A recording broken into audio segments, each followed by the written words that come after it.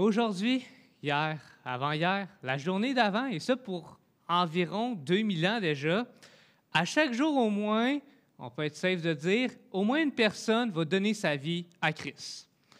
Il va prendre cette décision-là dans sa vie.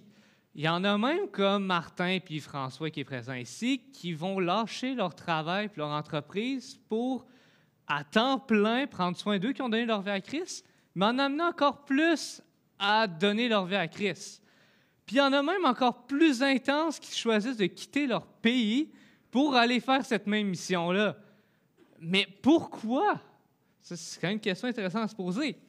Comme un docteur de la loi demandait à Jésus, « Que faut-il que j'ai fait pour hériter de la vie éternelle? » Et Jésus lui répondit, « Qu'est-il écrit dans la loi? Comment la lis-tu? » Le docteur répondit, « Tu aimeras le Seigneur, ton Dieu, de tout ton cœur, de toute ton âme, de toute ta force et de toute ta pensée, et ton prochain comme toi-même. » Et Jésus lui dit, « Tu as bien répondu, fais cela et tu vivras. » Cependant, tous ont désobéi à ses lois et tous se sont rebellés contre Dieu et personne n'atteint la gloire de Dieu. Mais alors, que faire? Heureusement pour nous, comme plusieurs l'ont appris par cœur, Dieu a tant aimé le monde qu'il a envoyé son Fils unique, afin que quiconque croit en lui ne périsse pas, mais ait la vie éternelle.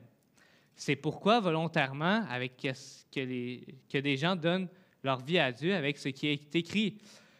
Car quiconque voudra sauver sa vie la perdra, et quiconque la perdra à cause de moi, celui-là la sauvera. Mais concrètement, ça veut dire quoi lorsqu'on dit « j'ai donné ma vie à Christ » ? Et sommes-nous réellement prêts à donner notre vie à Christ? Pour comprendre la réalité de donner sa vie à Christ, il faut prendre en compte 3 points. Notre début, notre choix et notre fin. C'est qu'au commencement, comme déjà mentionné, puisque nous sommes tous pécheurs, nous sommes tous rebelles contre Dieu. Et comme Jésus le dit, quiconque fait le péché est esclave du péché. Alors nous commençons donc tous comme étant esclaves du péché. C'est quoi notre début? Esclaves du péché. Il n'y a pas quoi que ce soit d'autre, on commence tous en tant qu'esclaves du péché. Mais avant de pouvoir continuer, il faut déjà faire une petite pause. Parce que le mot esclave, il est utilisé.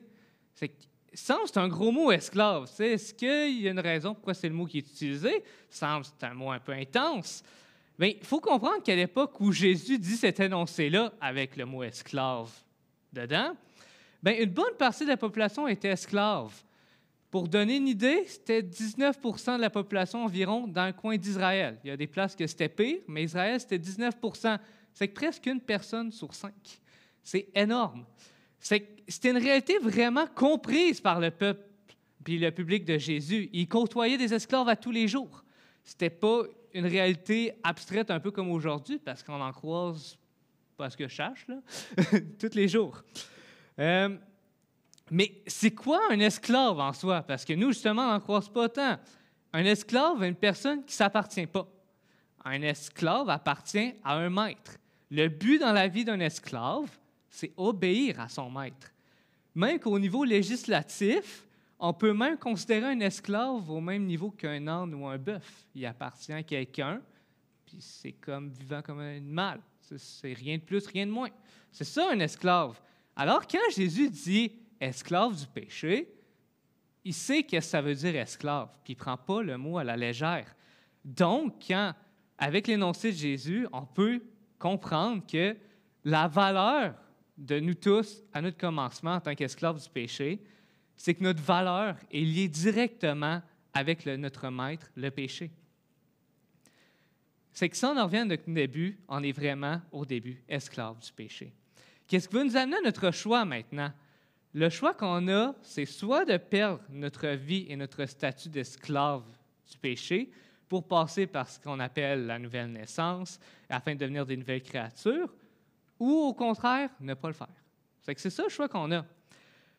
Il s'agit de se poser en réalité la question suivante, à quel maître est-ce que je veux obéir et appartenir? Qu'est-ce qui va nous amener à notre fin pour ceux qui ont changé de maître, libres du péché, esclaves de Jésus? Pour les autres, ils restent au même début, esclaves du péché, mais pour les croyants, c'est libre du péché, esclave de Jésus, donc donner sa vie à Christ. C'est qu'est-ce que je suis en train de dire que notre choix dans la vie, c'est être esclave ou esclave? Exactement. C'est que, pourquoi changer de maître rendu là? C'est comme, je gagne rien, je reste esclave. Puis en plus, pourquoi après ça, on ose dire, orgueilleux comme on est, les chrétiens, c'est le chrétien qui est libre? Ça, tu es esclave aussi de Jésus. Tu n'es juste pas esclave du péché, mais tu es esclave de Jésus. Pourquoi après ça, tu dis libre? C'est logique, non?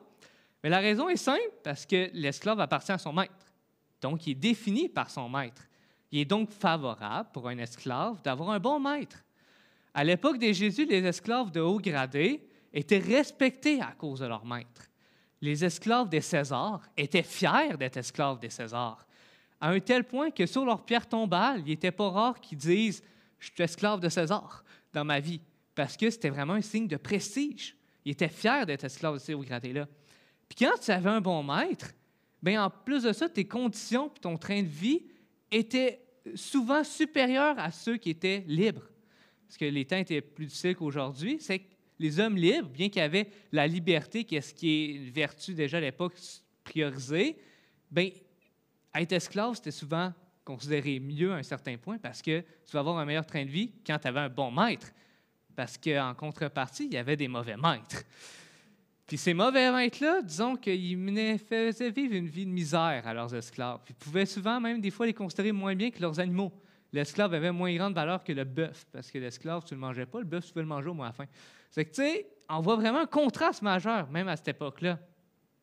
Puis c'est intéressant de noter aussi que les lois mosaïques, justement, ils parlent des esclaves, puis ils reconnaissent la réalité de l'esclave, de comment l'esclave se sent, puis comment il vit. C'est pour ça que dans les lois mosaïques, il y a des lois pour protéger ces esclaves-là, mais aussi des lois pour leur permettre d'être libérés, avec la plus connue, le jubilé. C'est ça. Mais il y a aussi une autre loi dans la loi mosaïque qui est fort intéressante, qui permettait aux esclaves, si tel était leur désir, mettons au jubilé, de rester esclaves de leur maître. Mais s'ils étaient libres, de choisir, non, je ne veux pas être libre, je veux rester esclave de mon maître, parce que pour mon propre bien, c'est ça qui est mieux. Qu'est-ce qui est, pour nous, incompréhensible, pour qu'à l'époque même incompréhensible, pourquoi tu devrais rester esclave? Mais ça pouvait vraiment être gagnant parce que tu avais des meilleures conditions de vie. C'est que ces lois-là, justement, les lois mosaïques, faisaient en sorte qu'Israël était reconnu un peu comme des bizarres, si on veut, parce qu'il y avait vraiment des lois généreuses envers les esclaves, bien que le principe de l'esclave restait en Israël. Maintenant, si on en revient sur le fait que l'esclave appartient à son maître et est défini par celui-ci, nous avons la raison pourquoi changer de maître est avantageux. Le péché est le pire maître imaginable. Non seulement il fait faire des actions déplorables, mais surtout, il récompense ses esclaves par la mort, car le salaire du péché, c'est la mort. Tandis que si nous avons Dieu comme maître, il nous aide à faire des actions honorables, mais encore plus, surtout, Dieu nous donne la vie éternelle à ses enfants comme salaire. C'est ça, à ses esclaves comme salaire. Le don gratuit de Dieu, c'est la vie éternelle en Jésus-Christ, notre Seigneur. En plus, il leur donne le statut de fils et de filles, donc d'héritiers. Car à tous ceux qui l'ont reçu, à ceux qui croient en son nom, il a donné le pouvoir de devenir enfants de Dieu. Dieu a un maître qui protège et restaure, comparé au péché qui a un maître qui opprime et détruit. Il est donc logique, face à ce contraste-là, de dire que le chrétien est libre. Donc, que l'esclave de Jésus, que l'esclave de Christ est libre. Qu'est-ce qui est ironique, parce que le terme chrétien, à l'origine, était utilisé justement pour se moquer des chrétiens. Parce que justement, ils choisissaient d'être esclaves de ce Christ volontairement. C'est quoi cette drôle d'idée-là? Alors que de leur côté, les croyants étaient fiers de dire haut et fort « Je suis chrétien, esclave de Jésus », alors qu'ils étaient dans l'arène en train de se faire bouffer par des lions parce qu'ils annonçaient ça. C'est incroyable comme contraste. Puis ça montre justement la liberté offerte par être esclave de Jésus versus esclave du péché, même si les deux ont un maître.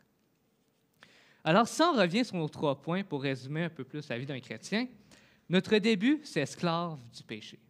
Notre choix, c'est esclave de qui? Puis notre fin, c'est esclave de Jésus. Ce qui doit donc nous amener à une question importante. Comment donc, lorsque nous serons devant notre maître, pourrons-nous entendre de sa bouche « C'est bien, bon et fidèle esclave. Tu as été fidèle en peu de choses, je te confierai beaucoup, entre dans la joie de ton maître. » Pour entendre ces paroles de notre maître, nous devons donner notre vie à Dieu et donner notre vie une action active qui se jumelle avec l'abandon. Donc, pour donner notre vie, nous devons aussi abandonner notre vie. Par exemple, je ne peux pas donner un 20 à Bruno en gardant mes poches et en gardant sous mon contrôle. Bruno, il ne reçoit pas mon 20 il n'a pas mon 20 Si je veux donner 20 à Bruno, je vais prendre mon 20 l'abandonner entre ses mains, puis là, j'ai donné un 20 à Bruno. Notre vie, c'est la même chose qu'on doit faire. On doit la donner activement. On ne peut pas. Non, j'étais juste un. C'est que, ouais, mais j'aurais pu continuer, mais non, c'est bon. Je me suis dit avec vous allez comprendre. Oui, pour une fois, ça récompense d'être en avant. C'est que, ça, on en revient, ça, donner activement notre vie, c'est vraiment la donner puis l'abandonner dans les mains de quelqu'un. On ne peut pas la garder sous notre contrôle, comme avec le 20 Qu'est-ce qui nous amène au sujet de ce soir? Chrétien, alors abandonne. Pour simplifier ce que nous devons abandonner dans les mains de notre maître, j'ai regroupé les abandons, si on veut, nécessaires en 3 abandons généraux. Parce que sinon, on va passer 2 semaines à parler de ça. Le premier de ces abandons-là est « abandonne tes buts ». Pour donner notre vie à Christ, nos buts et désirs ne peuvent plus être les nôtres. Malheureusement, de la nature pécheresse qui est imprégnée dans notre corps, nous avons une mauvaise tendance naturelle à aller vers le péché. Cependant, appartenant désormais à Dieu, nous sommes libres de l'emprise du péché, donc inexcusables lorsque nous péchons.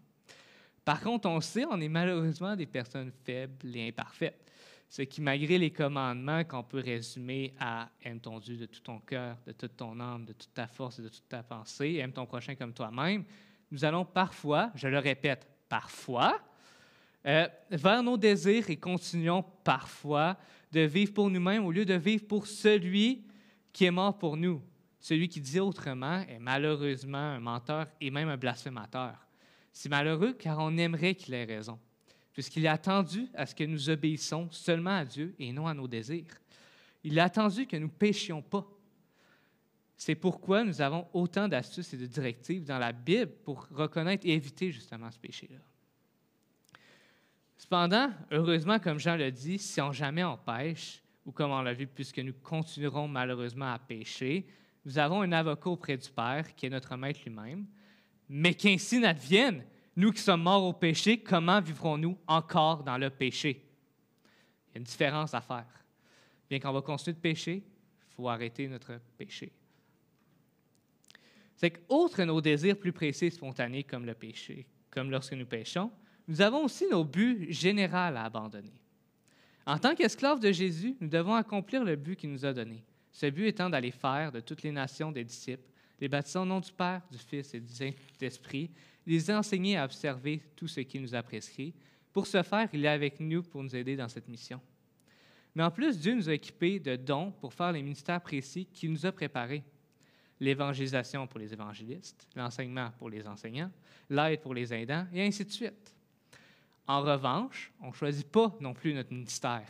Il l'a choisi pour nous. D'où l'importance de chercher les dons qu'on a reçus, car la jambe doit être une jambe, puis le bras un bras. La jambe ne doit pas essayer d'être un bras, puis le bras d'être une jambe.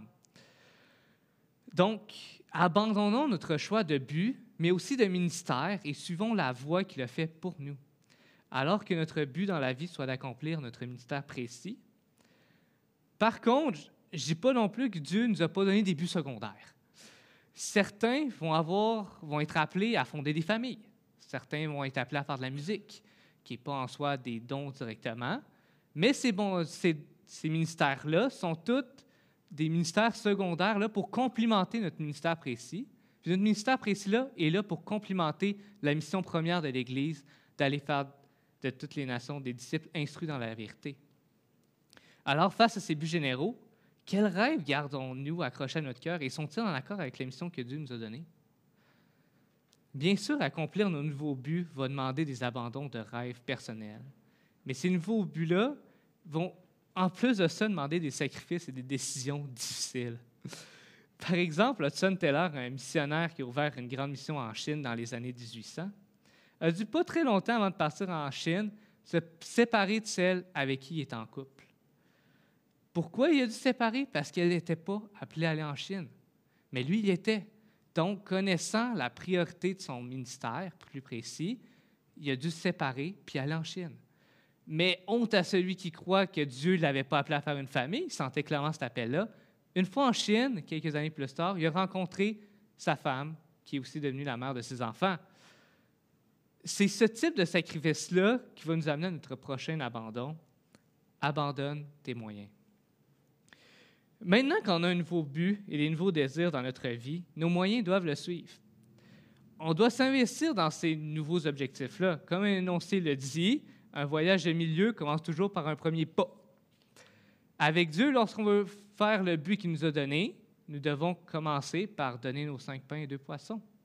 Nous devons laisser notre barque derrière et le suivre. En résumé, on doit abandonner tous nos moyens à Dieu.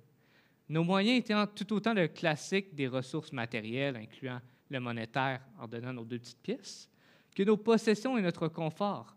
On doit aussi nourrir celui qui a besoin d'être nourri, comme la femme sulamite, qui pressait Élisée à venir manger chez elle, mais en plus de le nourrir, elle fit une chambre pour lui, afin que lorsqu'il vint passer par là, il ait un lieu où dormir. Tout comme Lydie, qui, elle, accueillit le groupe de Paul chez elle. Nos moyens, qui en plus d'être nos ressources matérielles, est aussi notre précieux temps, qu'on doit apprendre à compter pour comprendre l'urgence d'acquérir la sagesse qui est la crainte de Dieu, et donc de faire ce qu'il nous demande avec nos moyens, dont notre temps. Un temps qui est facile à dépenser. Comme Hudson Taylor a dit, le plus dur lorsqu'on est en mission est de trouver le temps d'avoir un temps régulier d'études et de prière.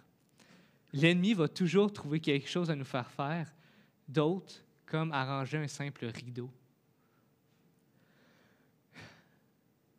Avec notre temps, on doit aussi abandonner notre raison. Notre sagesse ne doit pas venir de nous, mais de la crainte de Dieu. Tout comme Gédéon a abandonné sa logique humaine pour faire l'équipe qui va attaquer Madian.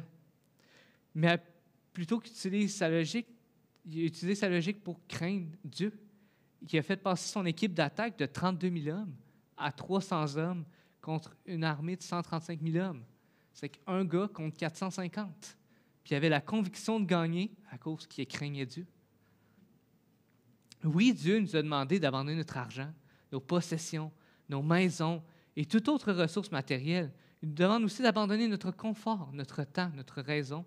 Mais en plus, on doit abandonner nos familles et nous-mêmes. Si quelqu'un ne hait pas son père et sa mère et sa femme et ses enfants et ses frères et ses sœurs et même sa propre vie, il ne peut être son disciple. Tout comme Abraham offrit Isaac, car il lui était demandé, Anne consacra Samuel à l'Éternel. Et Osée prit une prostituée comme femme, puisque tel lui aussi était demandé. Comme toutes ces personnes qui ont mis Dieu en avant d'eux-mêmes et leur famille, nous aussi, nous devons le faire. Quelle attitude maintenant avoir lorsque nous devons abandonner tous ces moyens-là, toutes ces ressources matérielles-là, tout notre temps, tout notre confort, notre raison, nos familles et nous-mêmes en entier, ayons la même mentalité que Job. Nu, je suis sorti du sein de ma mère, et nu, j'y retournerai. L'Éternel a donné, l'Éternel a repris, que le nom de l'Éternel soit béni. Job, un homme qui a un exemple intense sur le fait d'abandonner ses moyens à Dieu. Bien que contre son gré, Job a perdu ses biens physiques, sa santé, mais aussi sa famille. Par contre, lorsqu'on regarde l'attitude qu'il eut face à ses pertes, on voit que bien que oui, il avait en abondance et chérissait sa famille grandement, il avait Dieu en premier dans sa vie. Puis il était prêt à tout abandonner, comme il lui est arrivé. Cela nous amène à se poser la question, utilisons-nous nos moyens comme Dieu le veut? Les avons-nous abandonnés dans ses mains divines? Et avons-nous un cœur disposé à lui offrir tous nos moyens? Pour qu'est-ce qui est de Job, la réponse pour lui était oui. Et sa réaction face à ses pertes nous amène aussi à notre prochain abandon. Lorsqu'il dit « Nu, je suis sorti du sein de ma mère, et nu, j'y retournerai. L'Éternel a donné, l'Éternel a pris, que le nom de l'Éternel soit béni. » L'absence de soi est marquante. Job a abandonné sa fierté au complet. Et nous aussi, on doit abandonner notre fierté, en plus de nos moyens et nos buts. Ce qui nous amène à notre dernier abandon aujourd'hui. Abandonne ta fierté. L'abandon de la fierté, qui est même un sujet drôlement actuel en ce mois de juin. Un sujet que, puisque la société, justement, en profite de ce mot complet pour célébrer la fierté de certains à se rebeller contre Dieu. Par contre, maintenant, pour nous les croyants, qui au lieu de célébrer notre fierté, nous devons l'abandonner. Mais au juste, abandonner la fierté consiste à quoi exactement? Malgré le fait qu'être chrétien consiste à faire énormément de sacrifices, nous ne pouvons pas prendre gloire dans ce fait. Nous devons, comme Job, abandonner notre fierté. Mais pourquoi abandonner notre fierté? Le maître doit-il quelque chose à l'esclave parce que l'esclave a obéi? Je ne pense pas. Alors nous aussi, quand nous aurons fait toutes les choses qui nous ont été commandées, disons, nous sommes des esclaves inutiles. Ce que nous étions obligés de faire, nous l'avons fait. Et en plus, on ne connaît même pas le lendemain. Ils vont nous dire aujourd'hui ou demain, nous serons dans telle ou telle ville et nous y passerons une année. Et nous travaillerons et gagnerons de l'argent. Nous qui ne savons pas ce qui arrivera demain, car qu'est-ce que notre vie? Elle n'est qu'une vapeur qui est là peu de temps et puis disparaît. À la place, disons, si notre maître le veut et si nous vivrons, nous ferons ceci ou cela. L'homme a une nature de vouloir se glorifier dans ce qu'il fait ou même ce qu'il n'a pas fait. Puis même parfois dans ce qu'il veut faire. On a vraiment une nature à vouloir se glorifier et à vouloir être fier. Mais de telles pensées sont mauvaises. Nous ne sommes plus esclaves de cette nature, mais de Dieu. Alors craignons Dieu, soyons sages, humbles et faisons ce qui est bien. Car si on ne le fait pas, nous ne sommes pas non seulement des esclaves inutiles, mais même réprimables. Puisque le bien que nous devons faire est en fait préparé par notre Maître. Étant son ouvrage, il nous a créé dans l'objectif que nous fassions les bonnes œuvres qu'il a préparées d'avance pour nous. Notre Maître n'a pas fait ces œuvres afin que nous ne les fassions pas, mais que nous marchions par elles. C'est pourquoi celui qui plante n'est rien, celui qui arrose n'est rien. Pourquoi? Parce que c'est Dieu qui fait grandir. Celui qui plante et celui qui arrose ne sont que des esclaves faisant leur ouvrage. Ils servent leur maître, rien de plus, rien de moins. Ils ont les deux le même but. Car c'est Dieu qui opère en nous le vouloir et le faire, selon son bon plaisir. Faisons donc toutes choses sans murmure, sans hésitation, afin que nous soyons sans reproche et purs, soit des enfants de Dieu irréprochables, au milieu d'une génération perverse et corrompue, parmi laquelle nous reluisons comme des luminaires dans le monde. Alors notre ouvrage sur terre ne peut pas servir à se glorifier nous-mêmes. Tout ouvrage que nous faisons est pour notre Maître et son plan parfait, et selon son plan parfait. Celui qui a la tâche d'enseigner va enseigner, celui d'évangéliser va évangéliser. Cependant, aucun des deux n'est fier d'effectuer son travail parce que son travail est difficile, demande du temps ou quoi que ce soit. Par contre, les deux vont être fiers d'avoir vu leur maître agir au travers d'eux. Une fierté complètement pas la leur. Alors, pour être irréprochable devant Dieu, tout ce que nous faisons, faisons-le pour lui. Faisons-le sans penser à nous. Faisons-le en pensant seulement à lui. De cette manière, nous serons irréprochables devant lui et c'est à ce moment-là que la gloire de Dieu resplendira grandement dans ce monde dont nous sommes la lumière. Maintenant, face à celui à nos côtés, nos frères et sœurs en Christ, mais aussi notre prochain, on doit aussi abandonner notre fierté.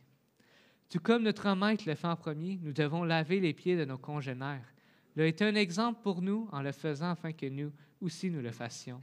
Pour être heureux, nous devons reconnaître et appliquer le fait que l'esclave que nous sommes n'est pas plus grand que son maître, ni celui qui a envoyé plus grand que celui qui l'envoie. Alors, tout comme notre maître plus grand que nous et qui nous a envoyé le fait en premier, soyons humbles et aimons notre prochain comme il nous l'a demandé, sans rien attendre en retour, bien que le travail que ça va engendrer puisse être parfois très ingrat. Alors, ne faisons rien par esprit de parti ou par vaine gloire, mais que l'humilité nous fasse regarder les autres comme étant au-dessus de nous-mêmes. Que chacun de nous, au lieu de considérer ses propres intérêts, considère aussi ceux des autres. Ayons en nous les sentiments qui étaient en Jésus-Christ, notre Maître, lequel, existant en forme de Dieu, n'a point tenu à être traité comme égal à Dieu, mais s'est dépouillé lui-même, en prenant une forme d'esclave et devenant semblable aux hommes, ayant paru comme un simple homme. C'est lui-même humilié, se rendant obéissant jusqu'à la mort, même jusqu'à la mort de la croix. Tout comme notre Maître a lui-même abandonné sa fierté afin de nous servir en mourant sur la croix, combien plus devrions-nous abandonner notre fierté et le servir parfaitement? mais aussi servir les autres dont notre Maître a lui-même servi. Avons-nous donc abandonné notre fierté dans notre service pour Dieu et les autres? Abandonner notre fierté fait partie de donner sa vie à Dieu. Abandonner ses moyens fait partie de donner sa vie à Dieu. Abandonner ses buts et ses désirs fait partie de donner notre vie à Dieu. Donner sa vie à Dieu et de tout abandonner à celui-ci. Et quand je dis tout, je veux vraiment dire tout. En conclusion, donner notre vie à Dieu est un choix, mais un choix qui demande de très grands abandons de notre part. Certains pourraient même dire de très grands sacrifices, mais sacrifions-nous réellement quelque chose? Si on posait cette question à Hudson Taylor, qui a sacrifié sa vie à servir Dieu en Chine, a sacrifié le confort, la famille, et même ce qui pour nous est de l'alimentation de base, et ça pour servir Dieu, Hudson Taylor dirait « Non, je n'ai pas fait de sacrifice dans ma vie. » Pourquoi je n'ai jamais fait de sacrifice dans ma vie? Parce que tous les sacrifices que j'ai faits, je sais que la récompense va être encore plus grande. Donc, c'est un investissement. Ceci est le type de réponse qu'il donnait lorsqu'on lui posait des questions similaires proche de la fin de sa vie. Nous aussi, nous devrions avoir une vision comme ça de nos sacrifices, de qu'est-ce qu'on doit se séparer dans nos vies. Voyons notre vie d'esclave et d'abandon non comme un fardeau ou un choix difficile, mais comme une grâce et une bénédiction de Dieu. Comme John Piper aime affirmer, même notre service est un don de sa grâce souveraine. Finalement, que nous ne nous sommes jamais abandonnés en premier lieu à Dieu, ou que nous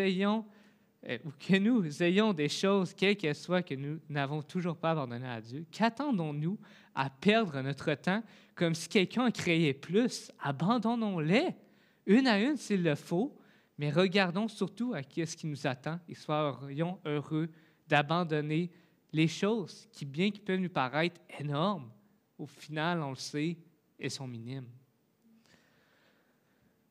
Abandonnons, malgré le fait que la société nous encourage à être centrés sur soi-même, à garder sous notre contrôle notre carrière, nos finances et notre image.